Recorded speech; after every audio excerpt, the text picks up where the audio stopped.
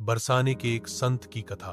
एक संत बरसाना में रहते थे और हर रोज सुबह उठकर यमुना जी में स्नान करके राधा जी के दर्शन करने जाया करते थे। यह नियम हर रोज का था। जब तक राधा रानी के दर्शन नहीं कर लेते थे तब तक जल भी ग्रहण नहीं करते थे। दर्शन करते करते तकरीबन उनकी उम्र 80 वर्ष की हो गई।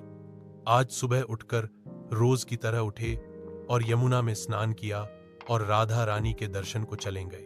मंदिर के पट खुले और राधा रानी के दर्शन करने लगे। दर्शन करते करते संत के मन में भाव आया कि मुझे राधा रानी के दर्शन करते करते आज 80 वर्ष हो गए, लेकिन मैंने आज तक राधा रानी को कोई भी वस्त्र नहीं चढ़ाया।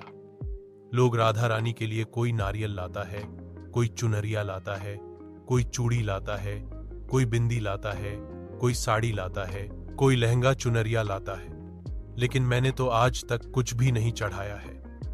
यह विचार संत जी के मन में आया कि जब सभी मेरी राधा रानी लिए कुछ ना कुछ लाते हैं तो मैं भी अपनी राधा रानी के लिए कुछ ना कुछ लेकर जरूर आऊंगा। लेकिन क्या लाऊं जिससे मेरी राधा रानी खुश हो जाए? तो संत जी यह सोचकर अपनी कुटिया में आ गए। सारी रात सोचते सोचते सुबह हो गई। उठकर स्नान किया और आज अपनी कुटिया में ही राधा रानी के दर्शन पूजन किए।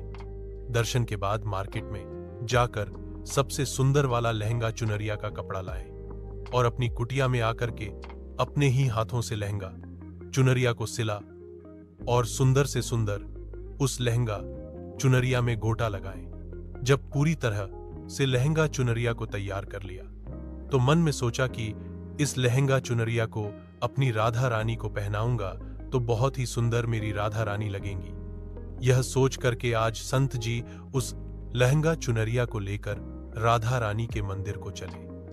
मंदिर की सीढ़ियां चढ़ने लगे और अपने मन में सोच रहे हैं, आज मेरे हाथों के बनाए हुए लहंगा चुनरिया राधा रानी को पहनाऊंगा तो मेरी लाली खूब सुंदर लगेंगी। यह सोच कर जा रहे हैं। इतने में एक बरसाना की लड़की लाली आई और बाबा से कहती है, बाबा आज बहुत ही खुश हो। क्या बात है बाबा, बताओ ना। तो बाबा ने कहा कि लाली आज मैं बहुत खुश हूं।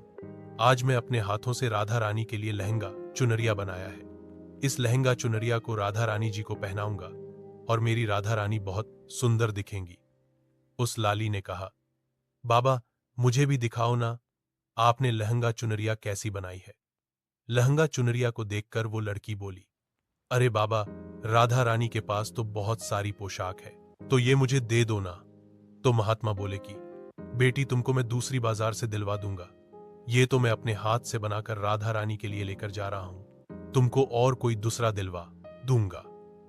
लेकिन उस छोटी सी बालिका ने उस महात्मा का दुपट्टा पकड़ लिया। बाबा ये मुझे दे दो। पर संत भी जिद करने लगे कि दूसरी दिलवाऊंगा, ये नहीं दूंगा।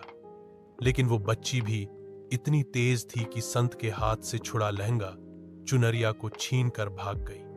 अब तो बाबा को बहुत ही दुख लगा कि मैंने आज तक राधा रानी को कुछ नहीं चढ़ाया, लेकिन जब लेकर आया तो लाली लेकर भाग गई। मेरा तो जीवन ही खराब है, अब क्या करूंगा। यह सोचकर संत उसी सीढ़ियों में बैठे करके रोने लगे। इतने में कुछ संत वहां आए और पूछा, क्या बात है बाबा, आप क्यों रो रहे हैं? तो बाबा ने उन संतों को पूरी बात बताई। संतों ने बाबा को समझाया और कहा कि आप दुखी मत हो, कल दूसरी लहंगा चुनरिया बना के राधा रानी को पहना देना। चलो राधा रानी के दर्शन कर लेते हैं। इस प्रकार संतों ने बाबा को समझाया और राधा रानी के दर्शन को लेकर चले गए। रोना तो बंद हुआ, लेकिन मन खराब था, क्योंकि कामना पूरी नहीं हुई ना। तो अनम ने मन से राधा रानी का दर्शन करने संत जा रहे थे और मन में यही सोच रहे हैं कि मुझे लगता है कि किशोरी जी की इच्छा नहीं थी, शायद राधा रानी मेरे हाथों से बनी पोशाक पहनना ही नहीं चाहती थी। ऐसा सोचकर बड़े दुखी होकर जा रहे हैं। मंदिर आकर राधा रानी के पट खुलने का इंतजार करने लगे। थोड़े ही देर बाद मंदिर के पट खुले तो संतों ने कहा, बाबा देखो तो आज हमारी राधा रानी बहुत ही सुंदर लग रही हैं। संतों की बात सुन करके जैसे ही बाबा ने अपना सिर उठा करके देखा तो जो लहंगा चुनरिया बाबा ने अपने हाथों से बनाकर लाए थे वही आज राधा रानी ने पहना था। बाबा बहुत ही खुश हो गए और राधा रानी से कहा है, राधा रानी, आपको इतना भी सब्र नहीं रहा, आप मेरे हाथों से मंदिर की सीढ़ियों से ही लेकर भाग गईं। ऐसा क्यों? सर्वेश्वरी श्री राधा रानी ने कहा कि बाबा, आपके भाव को देखकर मुझसे रहा नहीं गया, और ये केवल पोशाक नहीं है, इसमें आपका प्रेम है, इसलिए तो मैं खुद ही आकर के आपसे लहंगा चुनरिया छीन कर भाग गई थी। इतना सुनकर के बाबा भाव विभोर हो गए और बाबा ने उसी समय किशोरी जी का धन्यवाद किया।